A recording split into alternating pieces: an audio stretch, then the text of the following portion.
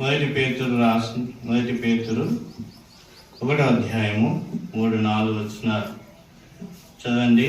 మన ప్రభువు యేసు క్రీస్తు తండ్రి అయిన దేవుడు స్తుతింపబడును గాక. మృతుల నుండి యేసు క్రీస్తు తిరిగి లేచడం వలన జీవంతో కూడిన నిరీక్షణ మనకు కలుగునట్లు. కాబట్టి మనకు కలిగేటువంటి నిరీక్షణ ఏంటిది? జీవముతో కూడినటువంటి నిరీక్షణ. కాబట్టి ఈ నిరీక్షణ ఎటువంటి నిరీక్షణ అంట? చూడండి, అక్షయమైనది, నిర్మలమైనది, వాడబారనిది. కాబట్టి 3 రకాలు. కాబట్టి ఈ యొక్క జీవంతో కూడినటువంటి నిరీక్షణ ఎలాంటిదంట? మొదటిగా అక్షయమైంది, రెండవది నిర్మలమైంది, మూడవది వాడబారనిది. అక్షయమైంది అని అంటే ఎల్లప్పుడూ ఈ యొక్క జీవంతో కూడినటువంటి నిరీక్షణ అది నిలబడేది, నిలుచుండేది అని అంటాం. కాబట్టి అక్షయమైంది అంటే మనకు దేవుడిచ్చినటువంటి నిరీక్షణ ఎల్లప్పుడూ ఉండేది. రెండవది అది ఎలాంటిదంట? నిర్మలమైంది. నిర్మలమైంది అంటే అది పవిత్రతతో కూడుకున్నది.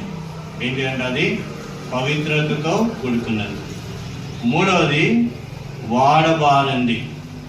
వాడబారనిది అంటే ఎల్లప్పుడూ మహిమ కలిగినది, ఎల్లప్పుడూ మహిమతో కూడా ఉండినటువంటి నిరీక్షణ. కాబట్టి ఈ నిరీక్షణ ఎలా వచ్చిందంట? మనకు యేసుక్రీస్తు వారు మరణించి సమాధి చేయబడి తిరిగి లేచడం ద్వారా జీవంతో కూడినటువంటి నిరీక్షణ మనకు కలిగింది. అది అక్షయమైంది, ఎల్లప్పుడూ ఉండేది, నిర్మలమైంది, పవిత్రత కలిగింది, వాడబారనిది అంటే ఎల్లప్పుడూ మహిమతో కూడా కలిసి ఉండేది. ఇలాంటి 3 రకాలైనటువంటి అనుభవాలు విశ్వాసులకు, పరిశుద్ధులకు కలిగింది. ఈ యొక్క కలిగిన దాన్ని బట్టి మానవుడు ఎలా కలిగింది? ఇది ఆయన తన విశేష కనికరము చొప్పున మనలను మరలా జన్మింపజేశాడు. కాబట్టి తన యొక్క విశేషమైనటువంటి కనికరం చొప్పున మనల్ని మరలా జన్మింపజేసినాడు. అంటే తల్లి గర్భంలో నుండి మనము ఈ లోకానికి వచ్చినాం. అది మొదటి జన్మ, శరీరానుసారమైనటువంటి జన్మ. అయితే ప్రభు మనల్ని తన విశేషమైనటువంటి కనికరం చొప్పున క్రీస్తు యేసు రక్తం ద్వారా, తను కార్చినటువంటి రక్తం ద్వారా, తాను సమాధి చేయబడి తిరిగి లేచిన దాన్ని బట్టి, ఆ యొక్క పునరుద్ధానమును బట్టి, ప్రభు అయిన యేసుక్రీస్తు వారు తిరిగి లేచిన దాన్ని బట్టి మనము మరలా జన్మింప చేయబడినాం. కాబట్టి ప్రభు మరలా మనల్ని ఏం చేసినాడు? జన్మింప చేసినాడు. యోహాను రాసిన పత్రిక 3వ అధ్యాయము 3వ వచనం. యోహాను రాసిన పత్రిక, క్షమించండి, యోహాను సువార్త 3వ అధ్యాయము 3వ వచనం చదవండి. 3వ అధ్యాయము 3వ వచనం. అందుకు యేసు అతనితో, ఒకడు క్రొత్తగా జన్మించితేనే గాని అతడు దేవుని రాజ్యంను చూడలేడని మీతో నిశ్చయంగా చెప్పుచున్నాను. కాబట్టి ఒకడు ఏం కావాలంటే దేవుని రాజ్యంలో చూడాలి అంటే, దేవుని రాజ్యంని చూడాలంటే క్రొత్తగా జన్మించాలి. క్రొత్తగా జన్మించాలి అంటే అది పైనుండి జన్మ అనేది జరగాలి. అంటే దేవుడు నీ యొక్క రక్షణను ఏం చేయాలా? అనుమతించాలి. క్రొత్త జన్మ అనేటువంటి అనుభవం. క్రొత్తగా జన్మించితే గాని, పైనుండి జన్మించితేనే గాని ప్రభు నీకు నూతన జన్మ అనుగ్రహించినప్పుడే. కాబట్టి కొత్తగా జన్మించినటువంటి వాడు ఏం చూస్తాడు? దేవుని రాజ్యాన్ని చూస్తాడు. దేవుని రాజ్యాన్ని చూసేటువంటి వ్యక్తిలో ఎలా ఉంటుంది? నిరీక్షణ, జీవంతో కూడినటువంటి నిరీక్షణ ఉంటుంది. అది ఎల్లప్పుడూ ఉంటుంది. అక్షయమైనది, నిర్మలమైనది, వాడబారింది అంటే ఎల్లప్పుడూ ఉండేటువంటి నిరీక్షణ. తర్వాత నిర్మలమైనది, పవిత్రమైనటువంటిది. మూడవది వాడబారింది, ఎల్లప్పుడూ మహిమ కలిగింది. ఈ మూడు మానవుల్లో ఎలా ఉంటుందంటే క్రొత్త జన్మ ద్వారా వచ్చింది. తర్వాత తీతు రాసినటువంటి పత్రిక 3వ అధ్యాయము 5వ వచనం. తీతు 3వ అధ్యాయము 5వ వచనం తీసిన వాచండి. తీతు 3వ అధ్యాయము. మనము నీతిని అనుసరించి చేసిన క్రియల మూలముగా కాక తన కనికరము చొప్పుననే పునర్జన్మ సంబంధమైన స్నానము ద్వారాను పరిశుద్ధాత్మ మనకు నూతన స్వభావం కలిగజేయట ద్వారాను మనలను రక్షించను. కాబట్టి దేవుడు మనల్ని ఎలా రక్షించినాడంట? మన యొక్క క్రియల మూలంగా కాదు, మనకున్నటువంటి మంచితనాన్ని కాదు. ఎలా దేవుడు మనల్ని రక్షించినాడంటే తన కనికరము చొప్పున నూతన స్వభావం కలుగజేసి మనల్ని రక్షించినాడు. ఎలా నూతన స్వభావం కలుగజేసినాడు? పునర్జన్మ సంబంధమైనటువంటి స్నానము ద్వారా, ప్రభు అయిన యేసుక్రీస్తు వారి రక్తం ద్వారా నీ యొక్క నా యొక్క పాపములు కడిగి పవిత్రపరిచి దేవుడు మనల్ని రక్షించినాడు. కాబట్టి ప్రభు మనల్ని రక్షించినాడంటే అది కనికరము చొప్పుననే. మనం ఎవరమంటే ఆయనకు, చదవండి యాకోబు పత్రిక 1వ అధ్యాయము 18వ వచనం. యాకోబు పత్రిక 1వ అధ్యాయము 18వ వచనం. ఆయన తాను సృష్టించిన వాటిలో మనము ప్రథమ ఫలముగా ఉండినట్లు సత్యవాక్యం వల్ల మనల్ని తన సంకల్ప ప్రకారము కనెను. కాబట్టి మొదటిగా చూసినట్లయితే ఆయన మనల్ని కనికరము చొప్పున ఆయన మనల్ని నూతన జన్మ ఇచ్చినాడు. పైనుండి ప్రభువు మనల్ని రక్షించినాడు. క్రొత్తగా జన్మలో మనల్ని తీసుకొని పోయినాడు. అంటే నూతనంగా మార్చబడినాం, ప్రభువు యొక్క కుమారులంగా కావించబడినాం, రక్షింపబడినాం. ఈ యొక్క రక్షణ ఎలాంటిదంట? యాకోబు పత్రిక 1వ అధ్యాయం 18వ వచనం. ఆయన తాను సృష్టించిన వాటిలో మనము ప్రథమ ఫలంగా ఉండినట్లు. ఎవరమంట? మనము సృష్టించిన వాటిలో మనం ఏంటంట? ప్రథమ ఫలము, మొదటి ఫలముగా ఉండినట్లు సత్యవాక్యం వలన మనల్ని తన సంకల్ప ప్రకారము కనెను. కాబట్టి ఈ వాక్యమును ఆధారం చేసుకొని, సత్యవాక్యమును ఆధారం చేసుకొని, జీవం కలిగినటువంటి వాక్యమును ఆధారం చేసుకొని దేవుడు మనకు వాగ్దానాలు ఇచ్చి మనల్ని ఏం చేస్తున్నాడు? తన సంకల్ప ప్రకారం మనల్ని ఏం చేస్తున్నాడంట? కన్నాడు, మనల్ని రక్షించినాడు. తన కనికరం చొప్పున మనల్ని మళ్ళా జన్మింపజేస్తున్నాడు. మన పాపంను తొలగించి దేవుడు మనల్ని ఏం చేసినాడు? నూతన జన్మ ఇచ్చినాడు, నూతన పరిచినాడు, క్రొత్త జన్మ ఇచ్చినాడు, రక్షణ ఇచ్చినాడు, మారుమనసు ఇచ్చినాడు, పాప క్షమాపణ ఇచ్చినాడు. కాబట్టి సృష్టి అంతటిని ఆయన నిర్మించినాడు. చెట్లను, పక్షులను, పక్షాదులను, ఆ యొక్క జంతువులను అన్నీ సృష్టించినాడు. కానీ ప్రథమ ఫలం ఎవరంట? మానవుడే తనకి. మొదటి ఫలం ఎవరంట? మానవుడే దేవునికి. ఆయన మనల్ని సత్యవాక్యం వలన తన సంకల్ప ప్రకారము కనెను. వాగ్దానం ఇచ్చి అన్నాడు, జగత్తు పునాది వేయబడి మునిపే నేను ఏర్పరచుకుంటానని చెప్పి దేవుడు మనల్ని ఏం చేస్తున్నాడు? తన సంకల్ప ప్రకారము చొప్పున ప్రథమ ఫలంగా ఉండడానికి కొరకు ప్రభు మనల్ని ఏం చేస్తున్నాడు? కన్నాడు. లోకంలో నుండి కన్నాడు.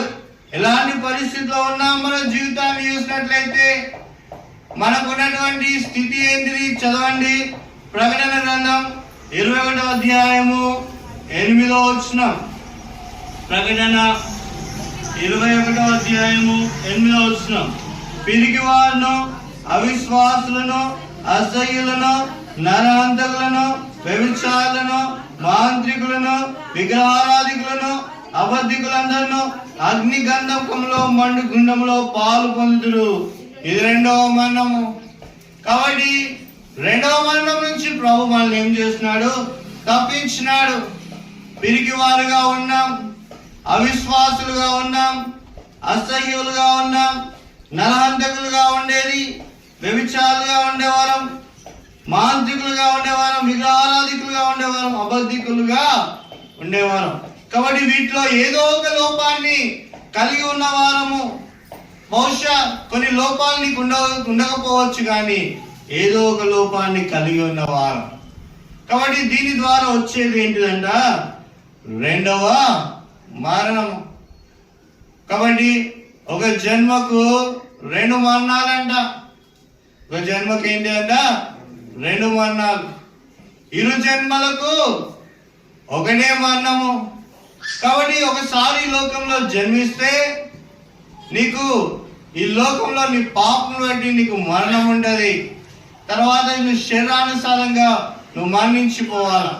ఎప్పుడైతే శరీరానుసారంగా నువ్వు మరణిస్తావో అది 2వ మరణం కింద నువ్వేమైపోతావు?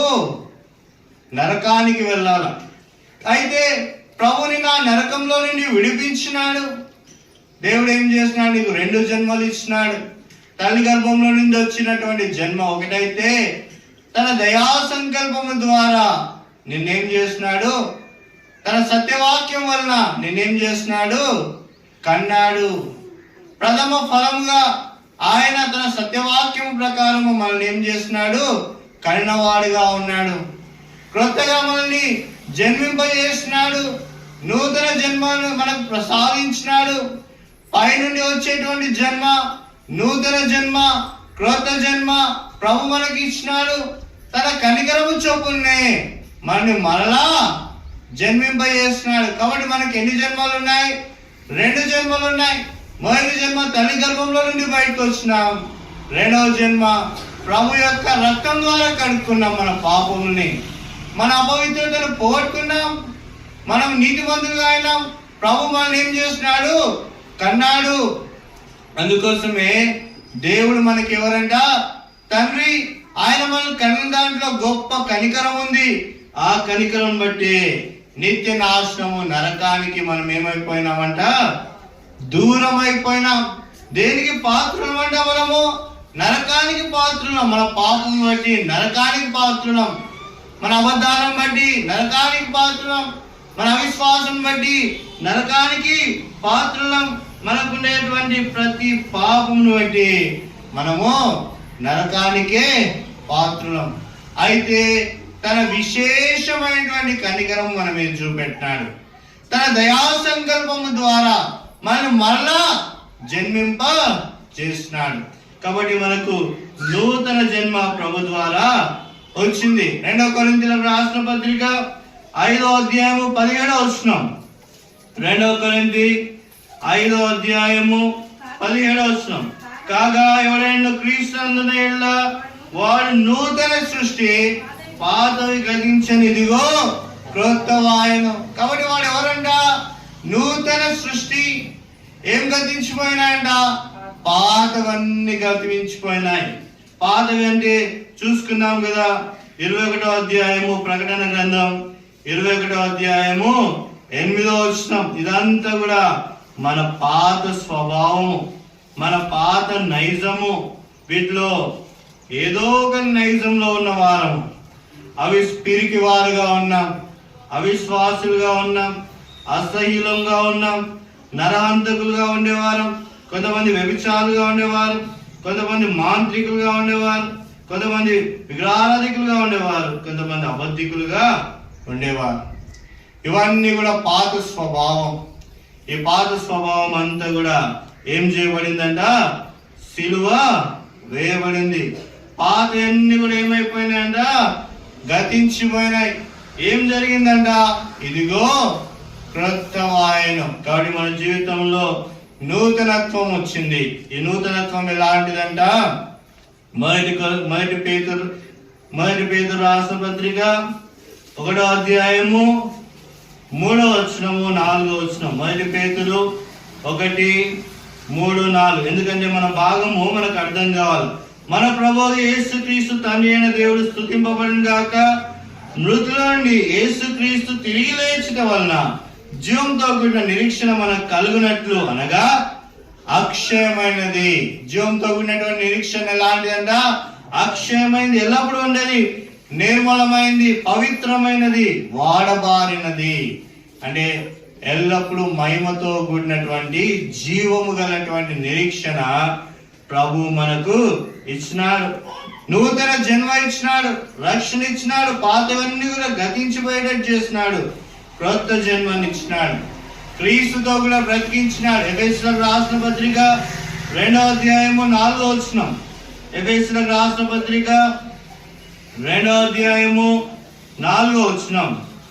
ఎఫెసీ 2:4 వచనం.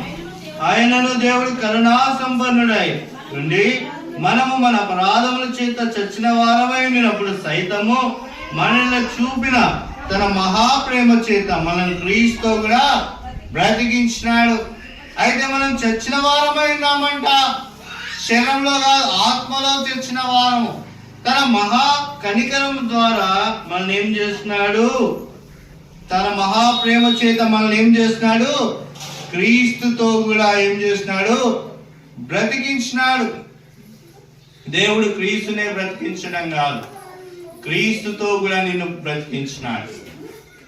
ఏంటంటే దేవుడు ఆ ఉన్నతుడు శిలువ పాలైనటువంటి యేసుక్రీస్తు వారిని బ్రతికించడం కాదు, శిలువ మీద వేలాడదీయబడి నశించిపోయిన యేసుక్రీస్తును బ్రతికించడం కాదు, యేసుక్రీస్తు మూడో దినాన తిరిగి లేచి పునరుద్ధానం అవడమే కాదు, పాపి అయిన నిన్ను దేవుడు ఏం చేసినాడు?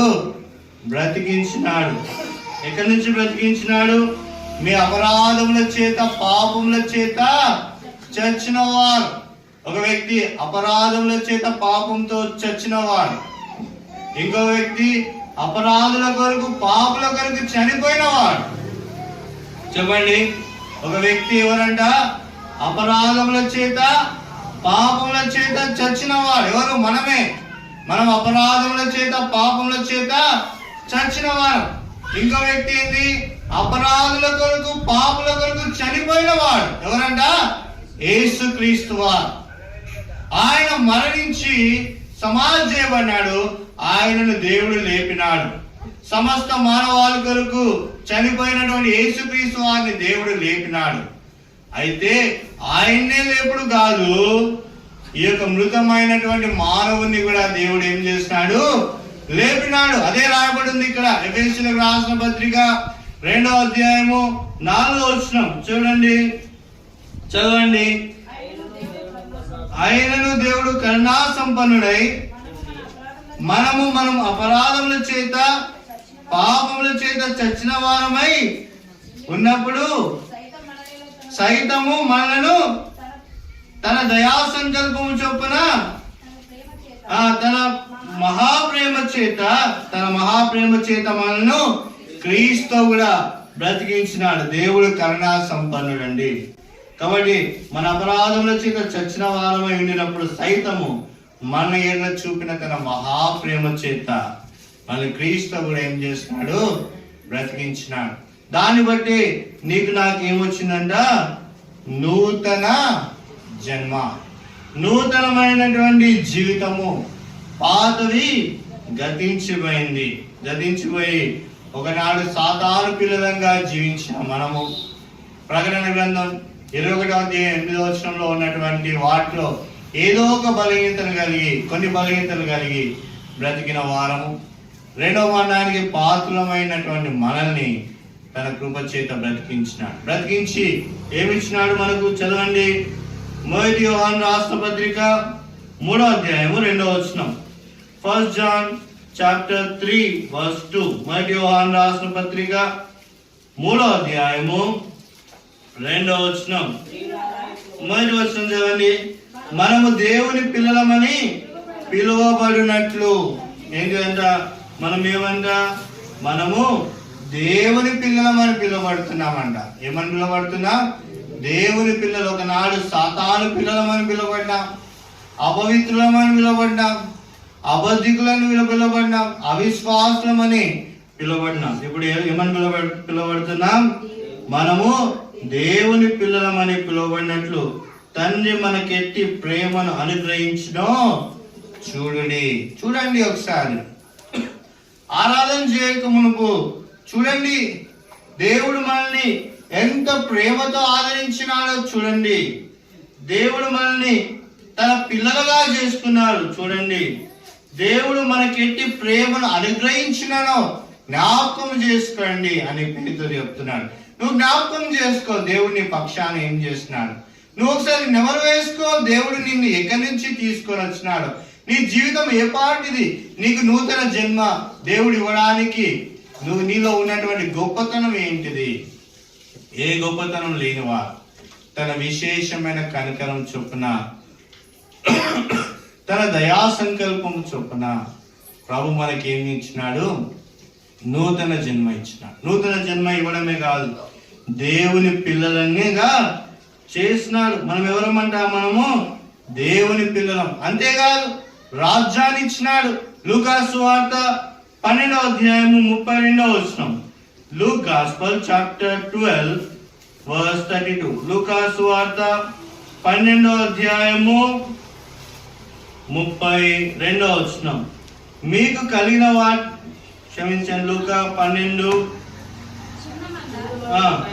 చిన్న మంద భయపడుకుడి, మీకు రాజ్యం అనుగ్రహించడానికి మీ తండ్రికి ఇష్టమైనది. ఏమొచ్చినాడంట?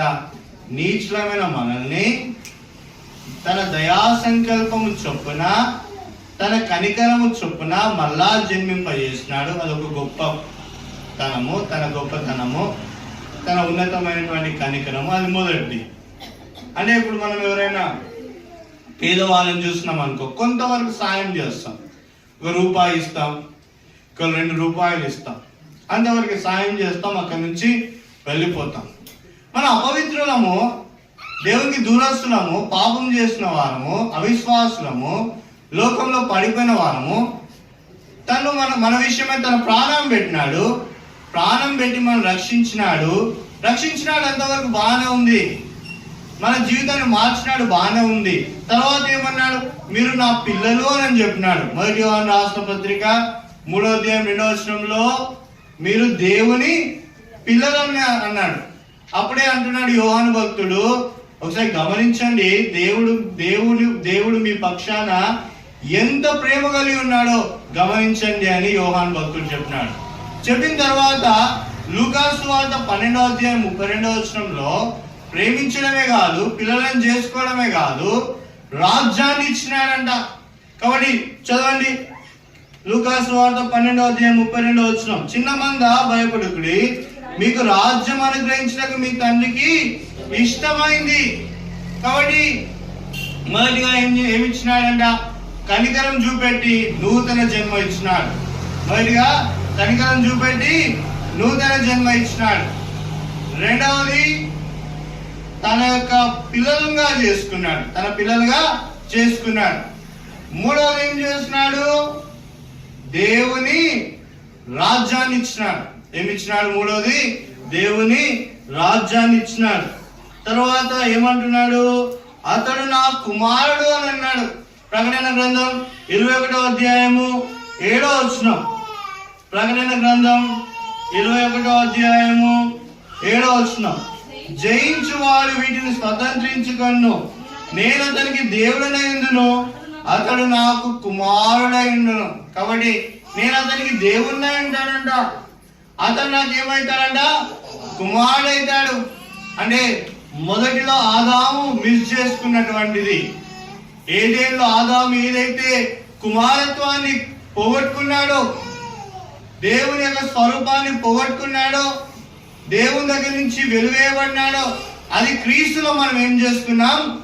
సంపాదించుకున్నాం. కాబట్టి 21వ అధ్యాయం 7వ వచనంలో జయించువాడు వీటిని స్వతంత్రించుకొను, నేను అతనికి దేవుణ్ణై ఉందును. ఒకనాడు ఆయన జీవితము పాడైపోయినటువంటి జీవితమేమో కానీ ఇప్పుడు ఆయన కన్నాను. కాబట్టి నేను అతనికి ఏమై ఉంటానంట? దేవుడనై ఉంటాను. దేవుడనై ఉంటాను.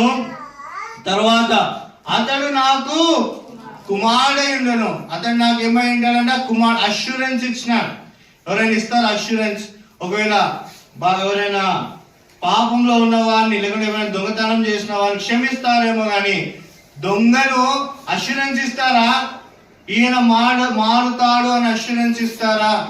లేకపోతే ఒక పాపంలో పట్టబడిన వాడి దగ్గరికి వెళ్ళిపోయి ఈయనకు నేను జిమ్మెదారుగా ఉంటాను, ఇతను నావాడని చెప్తామా? కానీ దేవుడు చెప్తున్నాడు, ఏమని చెప్తున్నాడు? నేను ఈయనకు దేవుణ్ణి. ఏంటంట? నేను ఈయనకు దేవుణ్ణి. ఎవరికి? 21వ అధ్యాయము 8వ వచనంలో ఉన్న వారిని విడిపించి వారికి వారికి ఆయన ఏమంటున్నాడా? నేను ఈయనకు దేవుణ్ణి, ఈయన నా యొక్క కుమారుడు. తప్పిపోయిన కుమారుని తండ్రి ప్రేమించినాడు, దుర్వ్యాపారం ద్వారా సమస్తాన్ని నష్టపరుచుకున్నాడు. తిరిగి తండ్రి దగ్గరికి వచ్చినప్పుడు తండ్రి మెడ మీద పడి ముద్దు పెట్టుకొని కౌగలించుకొని కుమారుని రాజుగా చేస్తున్నాడు. అలాంటి అంతకన్నా గొప్ప దేవుడు మన పాపముల చేత మనం భద్రమైపోయాల్సిన మనల్ని దేవుడు తన విశేషమైన కనికరం చొప్పున మరలా మనల్ని ఏం చేస్తున్నాడు? జన్మింపజేసినాడు. జన్మింపజేసిన దేర్ ఇస్ నో డౌట్. ఆయనకి ఎక్కడ అనుమానం లేదు, ఆయనకేం లేదు, అనుమానం లేదు. మళ్ళా నువ్వు తప్పిపోతావేమో, మళ్ళా నువ్వు నాకు అపకీర్తి తీసుకొని వస్తావని ఏ డౌట్ నీ మీద లేదు దేవునికి. నువ్వు ఒకనాడు పాపివే, ఒకనాడు నీచుడివే, ఒకనాడు పాపంలో ఉన్నవాడు. అయితే దేవుడు నిన్ను రక్తం ద్వారా కొనుక్కున్నాడు, రక్తం ద్వారా విమోచించినాడు. తను మరణించి తిరిగి లేచి నిన్ను కుమారునిగా చేసుకున్నాడు. నీ మీద ఆయనకు పూర్తి నమ్మకం ఉంది. నీ మీద ఆయనకి ఏముంది? పూర్తి నమ్మకం ఉంది. నేను ఆయనకు దేవుడనై ఉండును, ఆయన నాకు కుమారుడై ఉండును. అదే మాట ఇక్కడ రాయబడి ఉంది.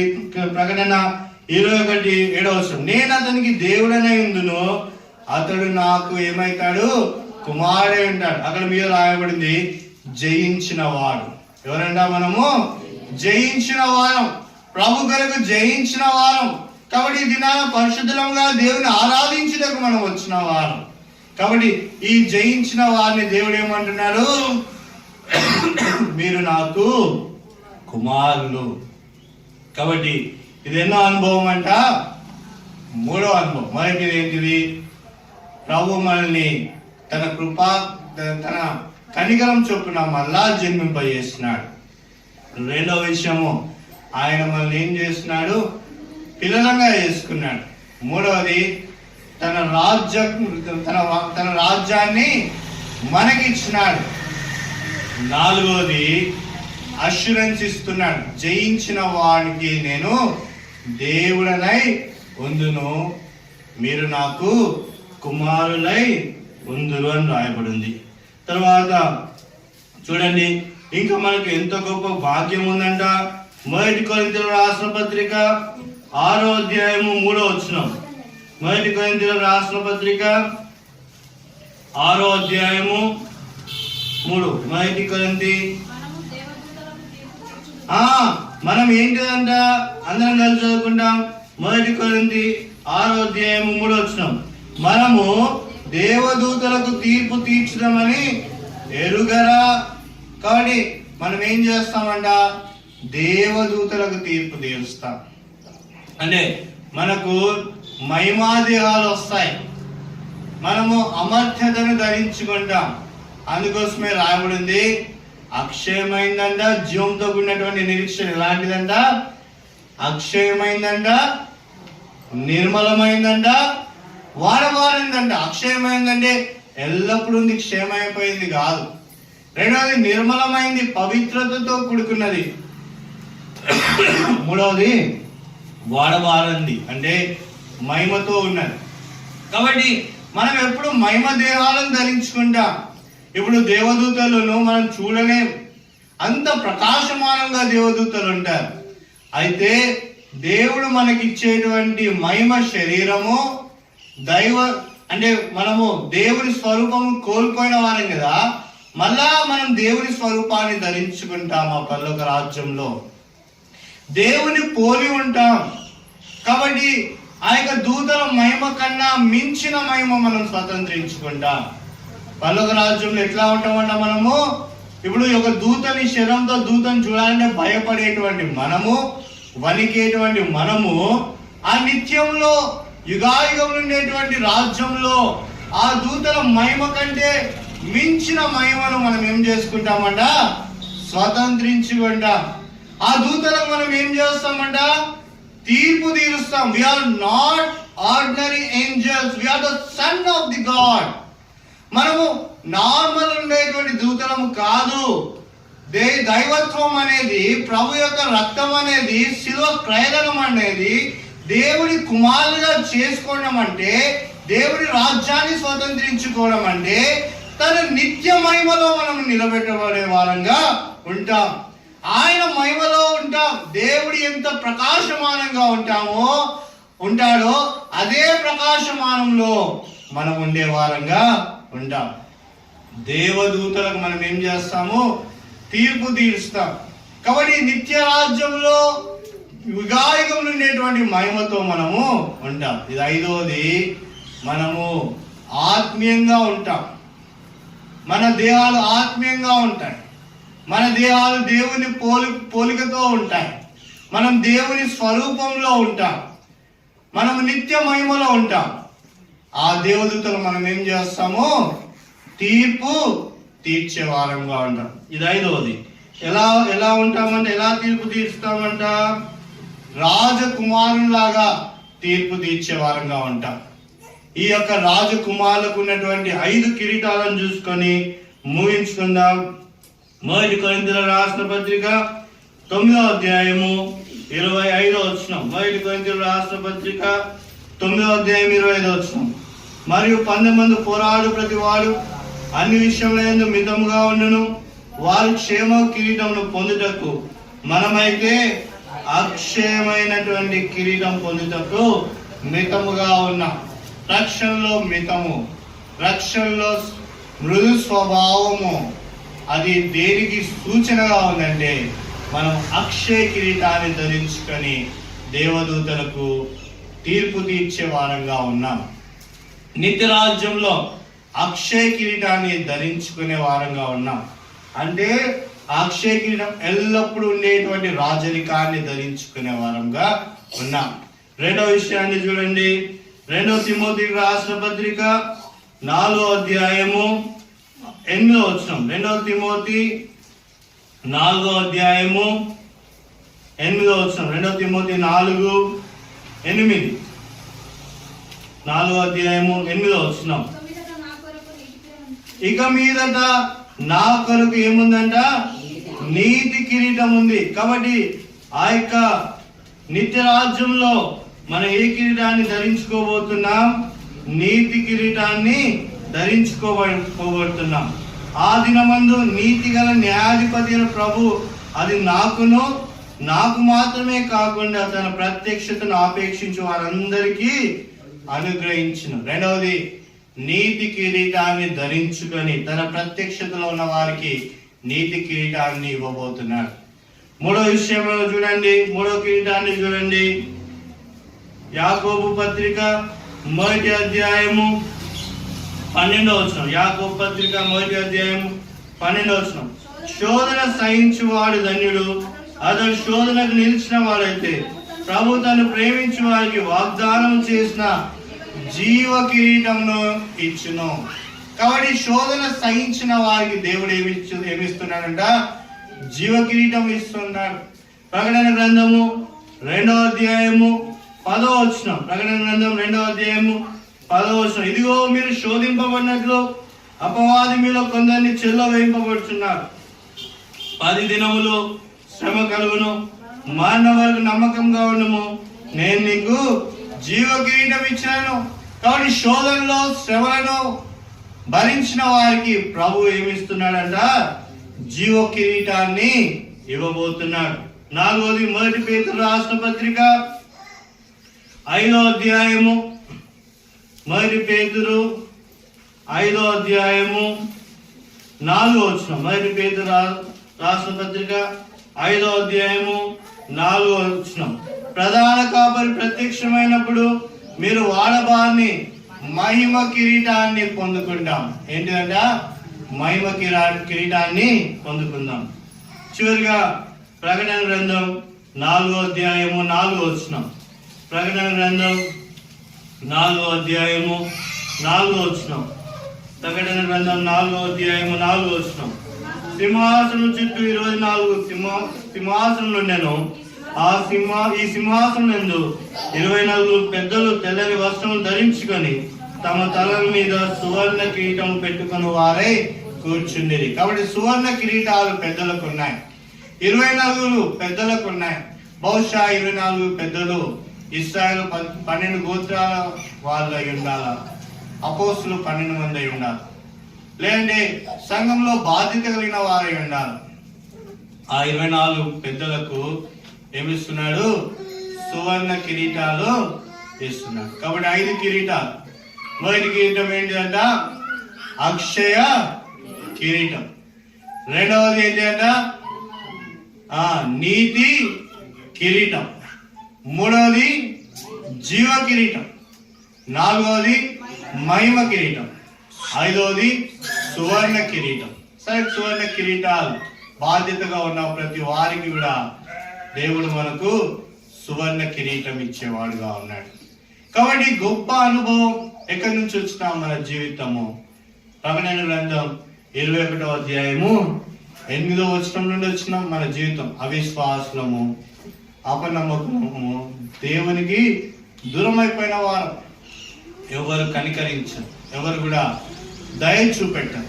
అలాంటి వారికి తన విశేషమైనటువంటి కనికరము చొప్పున దేవుడు మనల్ని మళ్ళా జన్మింపజేసినాడు. నూతన జన్మ ఇచ్చినాడు, పైనుండి ఇచ్చినాడు, రక్షణ ఇచ్చినాడు, మారు మనసు ఇచ్చినాడు, పాప క్షమాపణ ఇచ్చినాడు.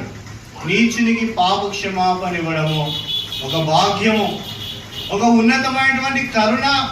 దేవుడు మన మీద కరుణా సంపన్నుడైనాడంట. అంటే కరుణ చూపెట్టడంలో ఐశ్వర్యవంతుడైనాడంట ప్రభువు. కరుణా సంపన్నుడై, ఏమయ్యా నువ్వు బాగా కరుణా సంపన్నుడు అవుతున్నావు అంటే బాగా జాలి చూపెడుతున్నావు. అవును, దేవుడు మన మీద గొప్ప జాలి చూపెట్టినాడు, గొప్ప కరుణను మన మీద చూపెట్టినాడు. తన విశేషమైనటువంటి కనికరం చొప్పునే మనల్ని మళ్ళా జన్మింపజేసినాడు. రెండవ మరణాన్ని దూరం చేసినాడు, పాపాన్ని దూరం చేసినాడు, అతిక్రమాన్ని దూరం చేసినాడు, క్రీస్తులో జన్మ ఇచ్చినాడు.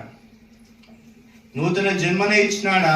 కాదు, దేవుని కుమారులమైన ఎవరమైనా దేవుని కుమారులు. మూడవది దేవుని రాజ్యాన్ని స్వతంత్రించుకున్నాం. మూడవది ఏంటిది? దేవుని రాజ్యాన్ని స్వతంత్రించుకున్నాం. నాలుగవది ఈయన నా కుమారుడు, ఈయన ఎల్లప్పుడూ కుమారుడే అని మనకు దేవుడు ఏం చేసినాడు? అష్యూరెన్స్ ఇచ్చినాడు. ఈయన ఎల్లప్పుడూ నా కుమారుడు అండి, ఈయన ఎల్లప్పుడూ నా కుమారుడు. తర్వాత మనకి ఇంకా గొప్ప భాగ్యం ఏంటిదంట? నిత్యత్వంలో ఉండేటువంటి భాగ్యం. నిత్యత్వంలో దేవదూతలకు తీర్పు తీర్చేటువంటి భాగ్యాన్ని మనకి ఇచ్చినాడు. ఈ దినాన శరీరంతో ఉండొచ్చు, బలహీనతో ఉండొచ్చు, ఒకనాటి దేహాన్ని వదిలిపెడితే నిత్య రాజ్యంలో దేవునితో మహిమా శరీరాన్ని ధరించుకునే వారంగా ఉన్నాం. దేవదూతల కన్నా ఎక్కువ మహిమను కలిగిన వారమే ఉన్నాం. దేవునితో సమానమైనటువంటి రూపంలోకి మార్పు చెందే వారంగా ఉన్నాం. ఆ రూపంలో మనకు 5 కిరీటాలు ఉన్నాయి. మొదటిది ఏంటిదంట? అక్షయమైనటువంటి కిరీటం. రెండవది నీతి కిరీటం. మూడవది జీవ కిరీటం. నాలుగవది మహిమ కిరీటం. ఐదవది సువర్ణ కిరీటం. ఈ 5 కిరీటాలు ధరించుకొని నిత్య రాజ్యంలో పరలోక రాజ్యంతో ప్రభుత్వం కూడా ఏలుబడి చేసే వారంగా ఉన్నాం. కాబట్టి మన భాగాన్ని చదువుకొని ముగించుకుందాం. మొదటి పేతురు రాసిన పత్రిక 1వ అధ్యాయము 3వ వచనం. మొదటి పేతురు రాసిన పత్రిక 1వ అధ్యాయము 3, 4 వచనాలు అందరము కలిసి చదువుకుంటాం. మొదటి పేతురు 1వ అధ్యాయం 3, 4. మన ప్రభువు యేసుక్రీస్తు తండ్రి అయిన దేవుడు స్తుతింపబడును గాక. మృతుల నుండి యేసుక్రీస్తు తిరిగి లేచడం వలన జీవంతో కూడిన నిరీక్షణ మనకు కలుగునట్లు, అనగా అక్షయమైనది, నిర్మలమైనది, వాడబారదైన స్వాస్థ్యం మనకు కలుగునట్లు ఆయన తన విశేష కనికరం చొప్పున మనలను మళ్ళా జన్మింపజేసింది. కాబట్టి ప్రభు యొక్క విశేష కనికరం చొప్పున మాత్రమే మనం జన్మింపజేయబడి ఆయన రాజ్యానికి వారసులమైన దూతలకు తీర్పు తీర్చేటువంటి స్థానంలో ప్రభు మనల్ని నిలబెట్టబోతున్నాడు. కాబట్టి అటు దేవునికి మనము ఆరాధించే వారంగా ఉందాం. కాబట్టి అందరం లేచినబడి